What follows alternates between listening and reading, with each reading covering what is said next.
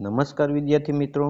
તો આજે આપણે ગુજરાત રાજ્ય દ્વારા લેવામાં આવતી જ્ઞાન સાધના પરીક્ષાની વાત કરવાના છીએ. મિત્રો, દર વર્ષે ગુજરાત રાજ્ય બોર્ડ દ્વારા જે જ્ઞાન સાધનાની પરીક્ષા લેવામાં આવે છે એમાં 25,000 વિદ્યાર્થીઓને શિષ્યવૃત્તિ સ્કોલરશિપ આપવામાં આવે છે. એમાં મિત્રો આપણે ગુજરાતના મેરિટમાં આપણે આવી જઈએ 25,000 વિદ્યાર્થીઓમાં, તો આપને પણ 94,000 જેવી શિષ્યવૃત્તિ મળે છે. મિત્રો, આપણે એની વાત કરી લઈએ કે આ શિષ્યવૃત્તિ કઈ રીતના આપવામાં આવે છે. તો મિત્રો, અત્યારે આપણે 8મું ધોરણ અભ્યાસ કરી રહ્યા છીએ. રાજ્ય પરીક્ષા બોર્ડ દ્વારા લેવામાં આવતી જ્ઞાન સાધના પરીક્ષાની તારીખ પણ ડિક્લેર થઈ ગઈ છે. 29 તારીખે આપણે પરીક્ષા છે. તો એ આપણે જ્ઞાન સાધનાના મેરિટમાં આવીએ, પાસ કરી લઈએ અને આવતા વર્ષે એટલે કે 9મા ધોરણમાં આપણે પ્રવેશ મળે ત્યારે 22,000 જેટલા રૂપિયા છે એ ધોરણ 9માં મળે છે. ધોરણ 10માં પણ 22,000 એટલે કે 44,000 રૂપિયા થયા. ધોરણ 11માં આપણે આવીએ ત્યારે 25,000 અને ધોરણ 12માં ત્યારબાદ આવીએ ત્યારે 25,000 એટલે 11-12ના 50,000 અને ધોરણ 9-10ના 44,000 એમ કુલ મળીને આપને 94,000 જેવી શિષ્યવૃત્તિ છે રાજ્ય પરીક્ષા બોર્ડ દ્વારા આપવામાં આવે છે. પણ ક્યારે? તો કે આપણે જો એમાં મેરિટમાં 25,000 જે વિદ્યાર્થીઓને આપવાની હોય જે શિષ્યવૃત્તિ, એમાંથી જો આપણો નંબર લાગે 25,000ની અંદર આપણે આવીએ તો આપને મળવાપાત્ર થાય છે. તો વિદ્યાર્થી મિત્રો, આપણે સૌપ્રથમ જોઈએ કે આ પરીક્ષા કેટલા ગુણની હોય છે અને એમાં શું શું વસ્તુ હોય છે. તો મિત્રો, આ જે પરીક્ષા છે એ બૌદ્ધિક યોગ્યતા કસોટીના 40 પ્રશ્નો હોય છે, બરાબર. અને 80 માર્કનું છે આપણે જે ધોરણ 8માં જે અભ્યાસ કરીએ છીએ એ તમામ વિષયના ગુણને ધ્યાનમાં લેવામાં આવે છે. જેવી રીતે આપણે જોઈએ તો ધોરણ 8માં અભ્યાસ કરીએ એમાંથી 80 માર્કનું જે પેપર હોય એમાં કયા વિષયનો કેટલો ગુણાંક હોય છે? તો કે ગણિતમાંથી 20 માર્કનું પૂછાય છે, વિજ્ઞાનમાંથી 20 માર્કનું પૂછાય છે, સામાજિક વિજ્ઞાનમાંથી 15 ગુણનું પૂછાય છે, અંગ્રેજીમાંથી 10 ગુણનું પૂછાય છે, ગુજરાતીમાં 10 ગુણનું પૂછાય છે, હિન્દીનું 5 ગુણનું પૂછાય છે. આમ વિદ્યાર્થી મિત્રો, મળીને કુલ 80 માર્કનું જે ધોરણ 8માં જે આપણે અભ્યાસ કરી રહ્યા છીએ એમાંથી પૂછાય છે. જ્યારે 40 માર્ક્સનું પેપર જે બૌદ્ધિક યોગ્યતા કસોટી હોય છે, જેમાં સાદ્રશ્યના પ્રશ્નો હોય છે, વર્ગીકરણના હોય છે, સંખ્યાત્મક શ્રેણી હોય છે, પેટર્ન હોય છે, છુપાયેલી આકૃતિ હોય છે. આમ વિવિધ વિષયો ઉપર આધારિત બૌદ્ધિક ને તાર્કિક પ્રકારના પ્રશ્નો મિત્રો હોય છે. તો 40 માર્ક બૌદ્ધિક યોગ્યતા કસોટીના અને ધોરણ 8માં અભ્યાસ કરીએ શૈક્ષણિક યોગ્યતાના 80 ગુણ, એમ કુલ મળીને 120 ગુણનું જે આપણું પ્રશ્નપત્ર હોય છે ને એનો સમય છે 150 મિનિટનો હોય છે. તો મિત્રો, આ પરીક્ષા કોણ આપી શકે? તો કે સરકારી શાળામાં અભ્યાસ કરતા બાળકો અને પ્રાઇવેટમાં પણ જે અભ્યાસ કરે છે તમામ પ્રકારના બાળકો છે આ પરીક્ષા આપી શકે છે. આ પરીક્ષા આપવા માટેનું ફોર્મ ભરવા માટેની કોઈ પણ પ્રકારની ફી નથી, બરાબર. આટલું આપને સ્પષ્ટ થઈ ગયું. તો આજે આપણે ગુજરાતી પ્રશ્ન બેંકની જે પ્રશ્નોની થોડી સમજ આપણે મેળવી લઈએ તો મને નથી લાગતું કે જે 10 ગુણનું જે ગુજરાતીનું પ્રશ્નપત્ર આવે છે આમાંથી કંઈ છૂટી જાય, બરાબર. તો આપણે જો વ્યવસ્થિત આનો અભ્યાસ કરી લેશું મિત્રો, તો મને એમ લાગે છે કે આપણે ક્યારેય આમાં પાછા નહીં પડીએ ને જે ગુજરાતીનું 10 માર્કનું જે પૂછાવાનું છે એ લગભગ આમાંથી તમને આવડી જવાનું છે. તો સૌપ્રથમ મિત્રો આપણે જોઈએ કે નીચેનામાંથી કયો મૂળાક્ષર વ્યંજન નથી. તો જો આપણે કે મ, રૂ, ક, ડ, ABCD છે. તો એમાં તમે જોવો કે આપણે સ્વર કેટલા છે? તો કે 13. અ, આ, ઈ, ઉ, ઋ, એ, ઐ, ઓ, ઔ, અમ, અહ અને બાકીના વ્યંજનો છે.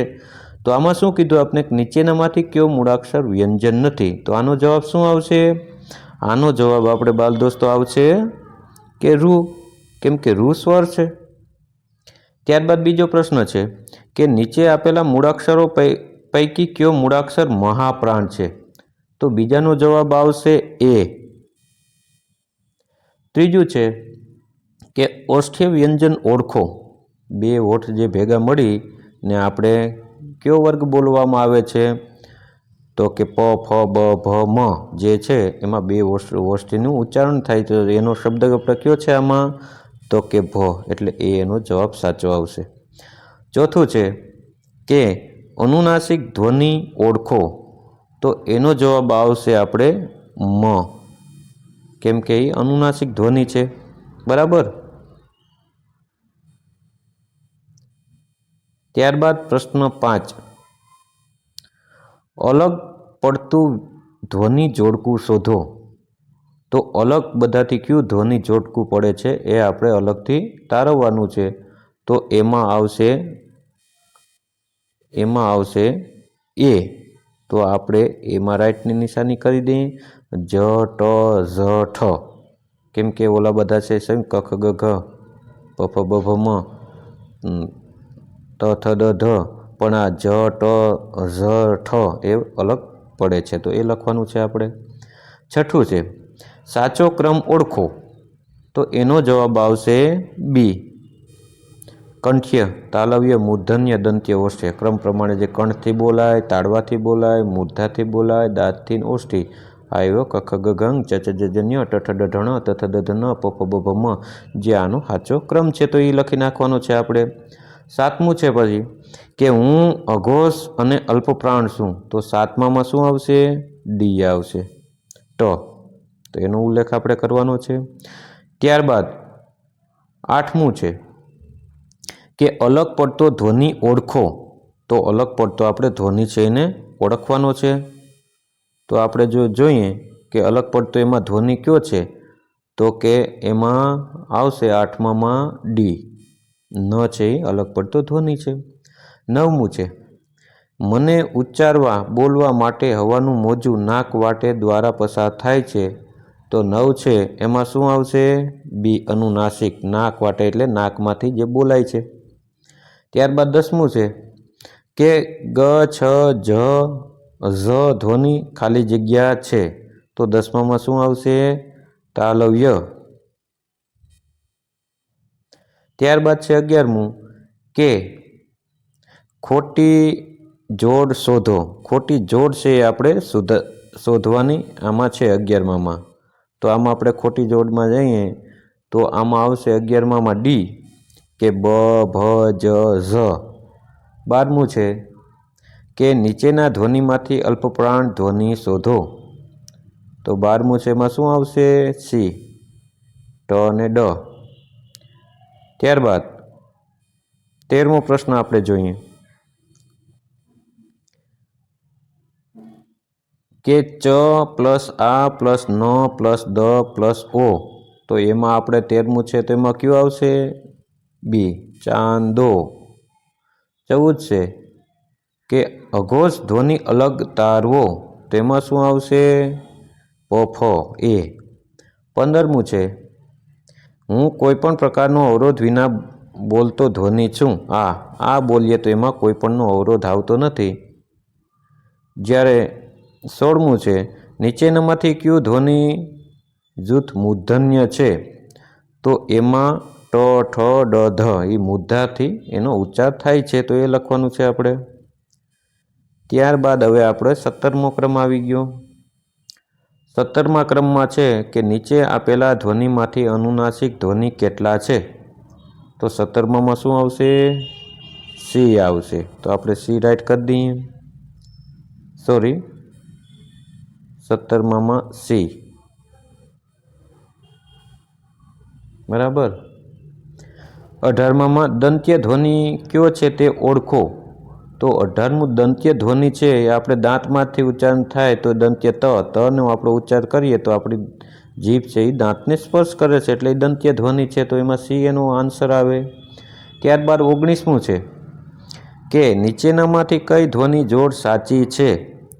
તો 19માં આપણે કયું આવશે? બી. ત્યારબાદ 20મું છે ખાલી જગ્યામાં સ્વર અને વ્યંજનનો સમાવેશ થાય છે. તો એમાં શું આવશે? વર્ણ. વર્ણ એટલે સ્વરને પણ કહેવાય ને વ્યંજનને, એ બધા વર્ણો કહેવાય છે.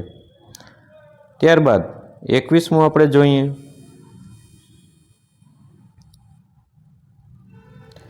નાદ તંત્રી સહેજ વધારે કંપન કરે ત્યારે ખાલી ધ્વનિ ઉત્પન્ન થાય છે. તો એમાં શું આવશે? ઘોષ આવે. તો આપણે એમાં ઘોષ લખી નાખીએ. ત્યારબાદ 22 છે કે અનુનાસિક ધ્વનિનો ઉપયોગ થતો હોય તેવો શબ્દ ખાલી જગ્યા છે. કેટલામું છે? 22મું. 22માં એ આવે, રામ જે લખેલ છે એ. ત્યારબાદ 23મું છે કે આકાશમાંથી દેવ ઉતર્યા વાક્યમાં કયો શબ્દ સ્વરથી શરૂ થતો નથી? તો 23 છે એમાં શું આવશે? બી. ત્યારબાદ 24 છે કે અંગ અને ગ બંને કયા પ્રકારનો ધ્વનિ છે? તો 24માં આવશે એનો અનુનાસિક. ત્યારબાદ 25મું છે જુમો ખાલી જગ્યા હતો, જોડણીને દ્રષ્ટિએ સાચો શબ્દ આપો. શું હતો ભાઈ? કે લક્ષાધિપતિ એટલે દીર્ઘ ઈ નહીં પણ લક્ષાધિપતિ એટલે બી જે આપણું છે 25મું કે એની જોડણીની રીતના તમે જોવો લક્ષાધિપતિ, તો એમાં લક્ષાધિપતિ સાચું આપણે કઈ રીતના થાય એ જોવાનું છે. તો કે લક્ષાધિપતિ આ રીતના લખાય, લક્ષાધિપતિ બંને હસ્વ ઈ આવે, બરાબર. ત્યારબાદ 26મું ક્રમ આપણે જોઈએ.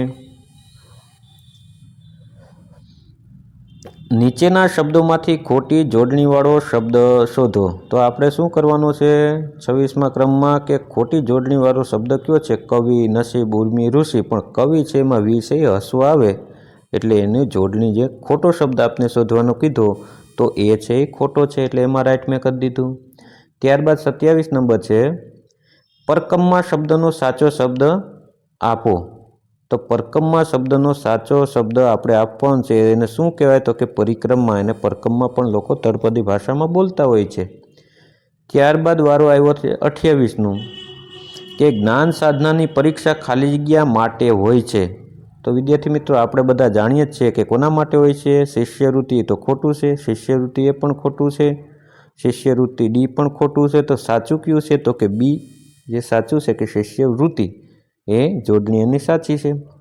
ત્યારબાદ 29મો નંબર છે કે નીચેનામાંથી કયો શબ્દ જોડણીની દ્રષ્ટિએ ખોટો છે? જો મિત્રો આમાં શું કરવાનું છે? ખોટો છે એ આપણે દર્શાવવાનો છે, સાચો નહીં. કયો જોડણીની દ્રષ્ટિએ ખોટો છે? તો કે આપત્તિ, ચિત, આશીષ, નિરંજન. નિરંજન છે એ જોડણીની દ્રષ્ટિએ ખોટો છે કેમ કે ની દીર્ઘ આવે. ત્યારબાદ છે 30મું કે તને ઓળખું છું માં એક ઉર્મી ગીત છે, રેખાંકિત શબ્દની સાચી જોડણી શોધો. તો જો એમાં ઉર્મી ગીત એ રીતના લખ્યું છે તો એની સાચી જોડણી આપણે કઈ રીતના થાય? તો કે ઉર્મી ગીત બી છે એ સાચું છે આપણે, તો એ આપણે ટીક માર્ક કરી દીધું. ત્યારબાદ વિદ્યાર્થી મિત્રો હવે કેટલામાં આવ્યું? 31મું આવ્યું. તો આપણે જોઈએ કે ગાંધીનગર ખાલી જગ્યા તરીકે ઓળખાય છે. ગાંધીનગર ખાલી જગ્યા તરીકે ઓળખાય છે તો એમાં ગ્રીન સિટી જે એ છે એ એનું જોડણીની દ્રષ્ટિએ સાચો શબ્દ છે. તો આપણે 31માં એ છે એ સાચું કરી દઈએ. ત્યારબાદ 32મું છે જુમા પાસે ખાલી જગ્યાના વાસણો હતા. વિદ્યાર્થી મિત્રો આપણે બધા ભણી જ ગયા. શેના હતા? સોના રૂપાના હતા. તો કે સોના રૂપા દ્વંદ્વ સમાસ આવે એટલે વચ્ચે એક લીટો આવે છે, સોના રૂપા એમાં લખવાનું છે. ત્યારબાદ 33મું છે પ્રજાપ્રેમી રાજા એટલે કેવો રાજા? બરાબર છે, તો કે એને પ્રજાવત્સલ કહેવાય, એમાં પણ એ આવે છે. 34મું જો આપણે કે જોડણીની રીતે સાચો શબ્દ શોધો. મહેમાન, ઓતર, નિહાળ, સરિતા. તો કે જો મહેમાનમાં પણ ખોટું છે, ઓતર પણ ખોટું છે, નિહાળ પણ ખોટું છે, પણ જોડણીની દ્રષ્ટિએ સરિતા છે એ સાચું છે, તો આપણે એમાં ટીક માર્ક કરી દઈએ. ત્યારબાદ 35મું છે કવિ નટવરલાલ કુબેરદાસ પંડ્યાએ ખાલી જગ્યા ઉપનામથી ઓળખાય છે. તો વિદ્યાર્થી મિત્રો આપણે જે ભણી જ ગયા છીએ તો આપણે બધાને ખ્યાલ હોવો જોઈએ કે એને નટવરલાલ કુબેરદાસ પંડ્યાને સ્નેહ રશ્મિ તરીકે પણ ઓળખાય છે. એનું તખલ્લુસ એટલે કે ઉપનામ સ્નેહ રશ્મિ પણ છે. બરાબર વિદ્યાર્થી મિત્રો, ને આ તમને વિડીયો સારો લાગતો હોય તો હજી મારી યુટ્યુબ ચેનલ સુરેશ સાહેબ નામની જે ચેનલને સબસ્ક્રાઈબ ન કરી હોય તો મિત્રો સબસ્ક્રાઈબ કરી દેજો. આ તો ગુજરાતી વિષયનું પ્રશ્ન બેંક છે. હજી હિન્દીનું, અંગ્રેજીનું, વિજ્ઞાનનું, ગણિતનું, સામાજિક વિજ્ઞાનનું બધાનું હું આમાં મારી યુટ્યુબ ચેનલમાં મૂકવાનું છું. ત્યારબાદ વિદ્યાર્થી મિત્રો 36મો પ્રશ્ન અલગ પડતો શબ્દ કયો છે? આપણે શું કરવાનું છે એમાં? અલગ પડતો જે શબ્દ છે એને આપણે શોધવાનું છે. અગમ્ય, સંકલ્પ, રેઢિયાળ, ભાતૃભાવ એ શબ્દ છે અલગ પડતો છે તો એમાં ડી આવે. 37મો છે કે 7 દિવસનું અઠવાડિયું હોય, લીટી દોરેલા શબ્દની સાચી જોડણી શોધો. તો 37માં જે છે તો કે અઠવાડિયું, અઠવાડિયું, અઠવાડિયું, અઠવાડિયું, અઠવાડિયું, એમાં જોડણીની દ્રષ્ટિએ કયો સાચો છે તો કે બી. તો એમાં આપણે રાઈટ કરી દઈએ. ત્યારબાદ 38મું છે કે વિનંતી કરવી એટલે આજીજી કરવી. બરાબર. ત્યારબાદ 39મા પ્રશ્ન તરફ આપણે જઈએ કે મહેનત માટે માન્ય સમાનાર્થી શબ્દ આપો. મહેનત માટે માન્ય શબ્દ કયો છે? ઉદ્યમ, ઉધમ, ઉદ્યમ, ઉદ્યમ. એમાં જોડણીની દ્રષ્ટિએ વિદ્યાર્થી મિત્રો કયો શબ્દ સાચો છે? ઉદ્યમ. તો આપણે એને ટીક માર્ક કરી દઈએ. ત્યારબાદ 40મું છે કે સાથિયાને ખાલી જગ્યા પણ કહેવાય. સાથિયાને બીજું સ્વસ્તિક પણ કહેવાય. ત્યારબાદ 41મો પ્રશ્ન છે કે નીચેનામાંથી સાચી જોડ ઓળખો. તો એમાં જવાબ આપે જો શુભ અશુભ, તિથિ અતિથિ, જન્મ મૃત્યુ, સાક્ષર નિરક્ષર એ બધા જોડણી દ્રષ્ટિએ ખોટા છે, જ્યારે શુભ અશુભ છે એ સાચો છે. તો આપણે એના ઉપર ટીક માર્ક કરી દઈએ. ત્યારબાદ 42મું છે કે ખોટી જોડણીવાળો શબ્દ ઓળખવાનો છે આપણે. તો ફિલસૂફી, આત્મા, શ્રીમંત, શ્રીમંત છે એ ખોટો છે તો આપણે એના ઉપર ટીક માર્ક કરીએ. અહીં શું આપણે કીધું? ખોટો શબ્દ જોડણીવાળો શબ્દ છે એ ઓળખવાનો છે. બરાબર. ત્યારબાદ હવે આપણે 43મો પ્રશ્ન જોઈએ. હાથમાં રંગ લાગી ગયો છે, હું હાથ ખાલી જગ્યા ધોઈશ. તો 43 છે એમાં બી શું આવે તો કે એમાં બી ઘસી ઘસીને એનો જવાબ આવશે. ત્યારબાદ વિદ્યાર્થી મિત્રો હવે આપણે 44મો પ્રશ્ન જોઈએ કે નગરની ખાલી જગ્યા મોટો કલાત્મક પ્રવેશદ્વાર હતો. તો એનો જવાબ શું આવશે? સી, બહાર. ત્યારબાદ 45મું આપણે જોઈએ કે રેખાંકિત કરેલી શબ્દની જગ્યાએ સાચો શબ્દ મૂકો. પૂજ્ય પિતા, સવિનય નમસ્કાર. તો 45 છે એમાં આપણે શું? પૂજ્ય પિતાજી. એનો સાચો જવાબ એ આવે. ત્યારબાદ 46 છે કે જગમાં એવા જન્મ્યા અગરબત્તીને સંત. રેખાંકિત કરેલ શબ્દની જગ્યાએ આવતો માન્ય ભાષાનો શબ્દ જણાવો. તો એમાં માન્ય ભાષાનો સાચો શબ્દ કયો છે? જન્મ્યા. એના ઉપર આપણે ટીક માર્ક કરી દઈએ. ત્યારબાદ 47મું મોહને રોટલા ખાલી જગ્યા. બરાબર. તો એમાં શું આવે? તો એનો જવાબ હવે આપણે જોઈએ. મોહને રોટલા, તો એનો બાલ દોસ્તો જવાબ ડી આવે છે. તો ડી ઉપર ટીક માર્ક કરી દઈએ. 48મું સોના જેવી સ્વર બેડામાં ખાલી જગ્યા છે. તો એનો સાચો જવાબ શું આવે? આપણે કવિતામાં આવતું ઝબકી. તો એના ઉપર ટીક માર્ક કરી દઈએ. ત્યારબાદ 49 છે કે ગાંધીજીએ ટુકડો ફાડ્યો. તો એમાં સી આવે છે. 50મું છે કે આપેલ વાક્યમાં યોગ્ય શબ્દ પસંદ કરો. તો એમાં આપણે શું છે કે યોગ્ય શબ્દ પસંદ કરવાનો છે. સરદાર ખાલી જગ્યા બોલતા હતા, પ્રહાર કરતા તે ડરતા નહીં. એમાં સ્પષ્ટ આવે, સ્પષ્ટપણું હતું એનામાં, બોલતા હતા. ત્યારબાદ 51 છે કે મોટર નથી એટલે હવે ચાલવાની કસરત મળે છે, ઉલટું સારું હશે. એટલે એનો જવાબ આપણે 51 છે એમાં તે આવશે ખાલી જગ્યામાં. ત્યારબાદ હવે આપણે 52મા પ્રશ્ન તરફ આગળ વધીએ. નીચેનામાંથી કયા વાક્યના શબ્દોને ડાબેથી કે જમણેથી વાંચીએ તો પણ એક અર્થ મળે છે? તો 52મો છે તો એમાં તમે જો લીમડી ગમે ગાડી મળી. તો કે લીમડી ગમે ગાડી મળી, એમાં ખરેખર ગામે હોવું જોઈએ ને પ્રિન્ટ મિસ્ટેક છે એમાં. એટલે એનો સાચો જવાબ બાલ દોસ્તો શું આવે છે? લીમડી ગમે ગાડી મળી. એટલે કે લીમડી ગામે ગાડી મળે. બંને તરફથી તમે ડાબી સાઈડથી પણ વાંચો તો સરખું વંચાય ને જમણી બાજુથી આપણે વાંચીએ તો પણ સરખું વંચાય છે. 53 છે કે આવું કૌશલ ખાલી જગ્યા અને ઉદ્યમ કરો તો કામ દીપી ઉઠે. એનો જવાબ આવશે એ, ખીલવો. 54મું છે કે કર્તા પોતાની ક્રિયા વડે જે ફળ પ્રાપ્ત કરવા ઈચ્છે તે એને શું કહેવાય છે? તો આપને ખબર જ છે કે એને કર્મ કહેવાય છે. 55મું છે કે સરદારે ખાલી જગ્યા કડક હાથે કામ લેવાનું બન્યું, ખાલી જગ્યા કડક પણ શું છે કે દાખવ્યો, તો 55 છે એમાં એનું બે શું આવે, એક પેલું આવે જ્યાં ને ત્યાં, એ ખાલી જગ્યા આપણે ભરી દેવાની છે. ત્યારબાદ 56મો પ્રશ્ન, શિક્ષક છોકરાઓ ખાલી જગ્યા મેદાનમાં રમવા લઈ ગયા, તો એનો જવાબ શું આવે છે આપણે, શિક્ષક છોકરાઓને, તો એનો જવાબ આવશે. 57મું છે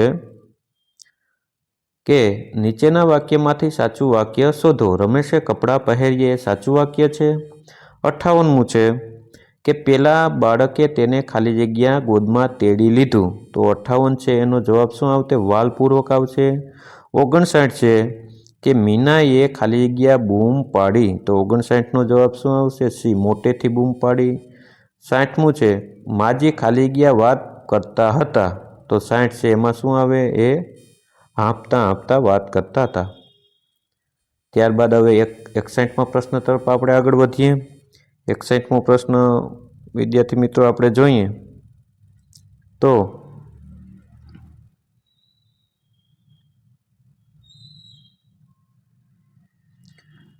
મનસુખભાઈ ખાલી જગ્યા દુઃખ વેઠે છે, તો મનસુખભાઈ શું કયું દુઃખ વેઠે, તો કે એમાં હસતા હસતા દુઃખ વેઠે છે, તો એનો આપણે સાચો જવાબ એ, હસતા હસતામાં ટીક માર્ક કરી દઈએ.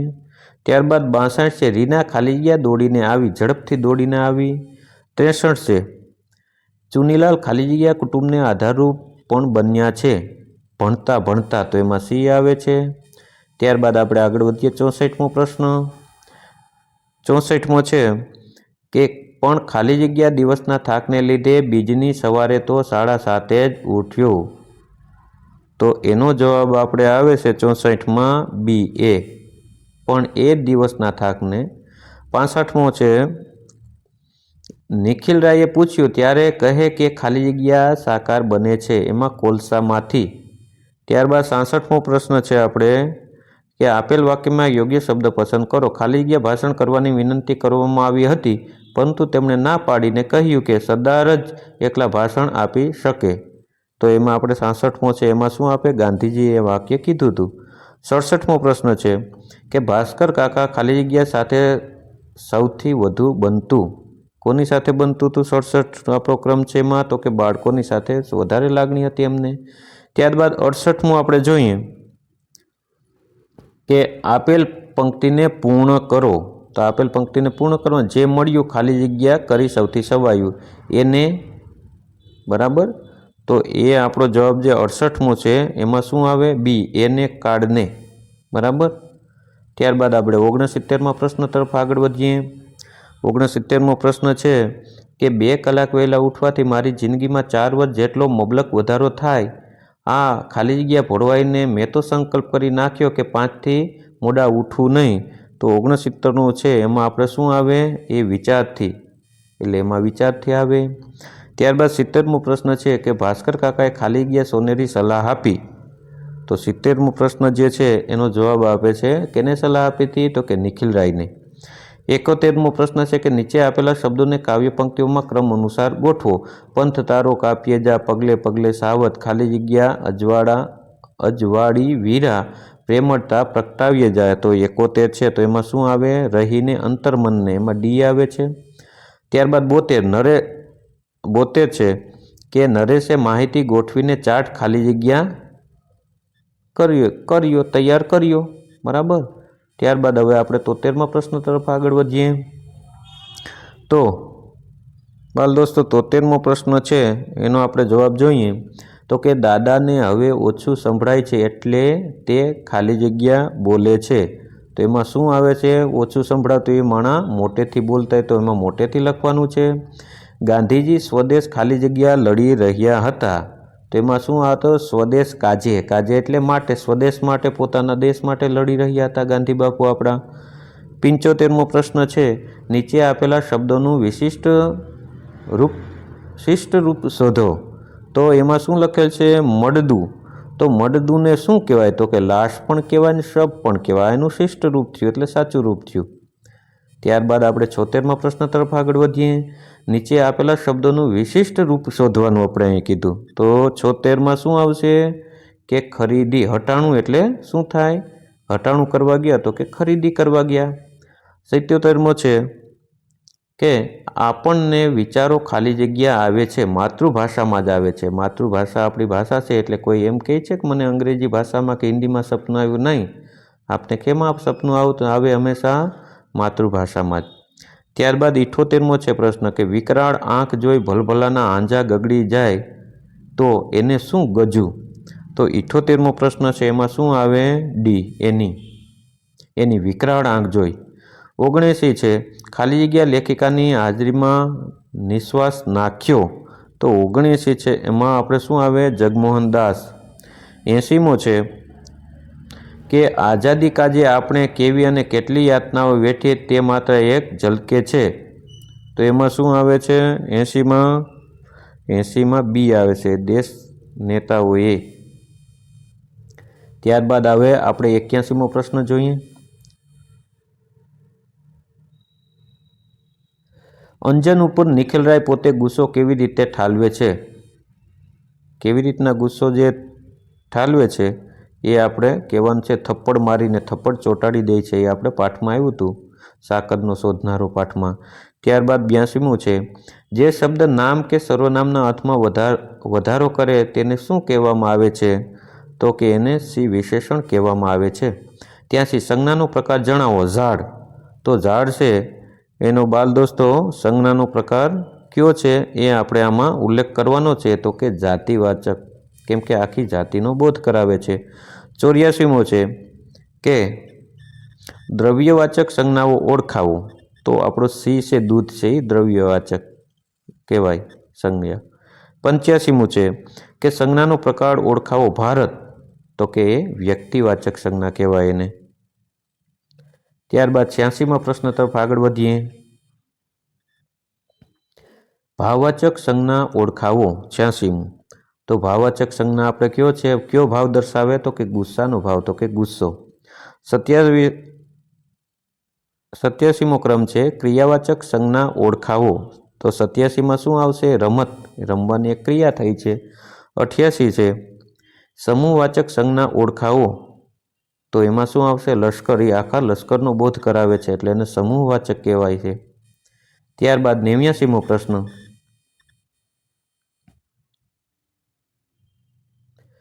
એક ઈડરનો વાણિયો ધૂળો એનું નામ લીટી દોરેલ શબ્દનો સંજ્ઞા ઓળખાવવાની છે આપણે. સંજ્ઞા એની કઈ છે? ધૂળો. તો કે વ્યક્તિવાચક સંજ્ઞા કહેવાય. ત્યારબાદ સમી સાંજનો નીકળ્યો જવા કોટડે ગામ લીટી દોરેલ શબ્દની સંજ્ઞા ઓળખાવો. તો 90માં શું આવશે? એક જાતિવાચક સંજ્ઞા છે. ત્યારબાદ 91માં આપણે જોઈએ જે સંજ્ઞા કોઈ એક વ્યક્તિ, પશુ, પ્રાણી કે વસ્તુ કે પદાર્થને ઓળખાવે તેને કઈ સંજ્ઞા કહેવાય છે? તો કે એને વ્યક્તિવાચક સંજ્ઞા કહેવાય છે. 92મું છે આપણું રાષ્ટ્રીય પ્રાણી વાઘ છે વિશેષણ ઓળખાવો. તો આપણું રાષ્ટ્રીય પ્રાણી વાઘ છે એનું આપણે વિશેષણ ઓળખાવાનું છે. તો એ આપણે વિશેષણ એનું કયું છે? તો કે રાષ્ટ્રીય. 93મો પ્રશ્ન છે કે આવકનો થોડો ભાગ દાનમાં આપવો જોઈએ. વિશેષણ ઓળખો. બરાબર. તો 93માં શું કરો? વિશેષણને ઓળખાવાનું છે તો કે થોડો. ત્યારબાદ આપણે 94મા પ્રશ્ન તરફ આગળ વધીએ.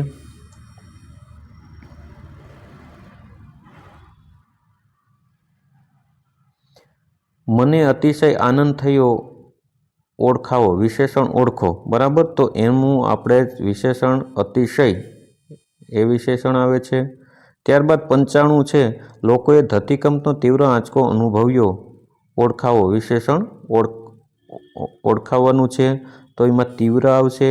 ત્યારબાદ 96 છે કે પેલો છોકરો બહેરો છે. દર્શક વિશેષણ ઓળખાવો. તો કે એ છે એ આવશે દર્શક વિશેષણ એનું. 97મો ક્રમ છે એમાં કે મામાએ મને પેલી સાયકલ લાવી આપી. દર્શક વિશેષણ ઓળખાવાનું છે આપણે. તો એમાં પેલી છે એ દર્શક વિશેષણ છે.